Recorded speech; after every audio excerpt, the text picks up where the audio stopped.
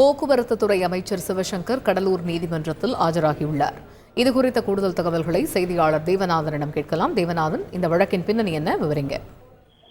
கடந்த 2015ஆம் ஆண்டு கடலூர் மாவட்டம் ஆவினங்குடி பகுதியில் மணல் திருட்டுக்கு எதிராக போராட்டம் நடைபெற்றது.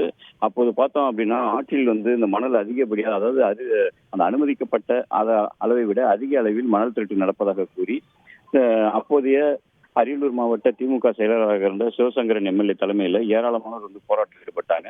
அப்போது போலீசார் தடியடி நடத்தி இந்த கூட்டத்தை கலைக்கிறாங்க. அப்போது பார்த்தோம் அப்படின்னா அங்கிருந்த ஜேசிபி, லாரி உள்ளிட்ட இயந்திரங்கள் உடைக்கப்பட்டது.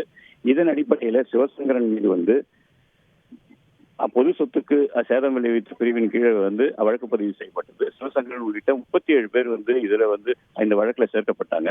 இந்த நிலையில பார்த்தோம் அப்படின்னா இந்த வழக்கு விசாரணை கடலூர் நீதிமன்றத்தில் நடைபெற்று வந்த நிலையில அப்போது அதாவது இந்த வழக்கில் தொடர்புடைய 4 பேர் உயிரிழந்து விட்ட நிலையில 33 பேருக்கு இன்று குற்றப்பத்திரிகை வழங்குவதற்காக நீதிமன்றத்துக்கு வருவதற்கு உத்தரவிடப்பட்டது. அதன் அடிப்படையில் போக்குவரத்துறை அமைச்சர் சிவசங்கரன் உள்ளிட்ட அந்த 33 பேரும் இன்று கடலூர் நீதிமன்றத்தில் ஆஜரானாங்க. அப்போது அவர்களுக்கு குற்றப்பத்திரிகை நகல் வழங்கப்பட்டதுடன் வரும் 18ஆம் தேதி இந்த வழக்கு விசாரணையானது ஒத்திவைக்கப்பட்டது. அதாவது நீதிமன்றத்தில் ஆஜரான பிறகு செய்தியாளர்கள் சந்திக்கும் போது இது ஒரு பொய் வழக்கு என்றும் மணல் திருட்டை தட்டி கேட்டதற்காக தன் மீது அப்போதைய அரசு இந்த வழக்கை பதிவு செய்துள்ளதாகவும், தற்போது குற்றப்பத்திரிகை நகல் வழங்கப்பட்டுள்ள நிலையில் இந்த வழக்கின் உண்மை விரைவில் அவை வெளிவரும், அதில் தனக்கு உறுதியாக தண்டனை எதுவும் கிடைப்பதற்கான வாய்ப்புகள் இல்லைன்னு சொல்லிட்டு அவர் தெரிவிச்சிருக்காரு.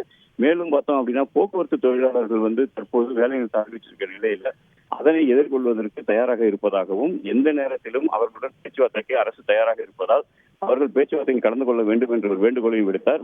பொங்கல் நேரத்தில் பயணிகள் பாதிக்காத வண்ணம் போக்குவரத்துகள் கண்டிப்பாக இயங்கும் என்றும் அவர் தெரிவித்தார். தகவல்களுக்கு நன்றி தேவநாதன். செய்திகளை உடனுக்குடன் தெரிந்து கொள்ள உடனே சப்ஸ்கிரைப் பண்ணுங்க.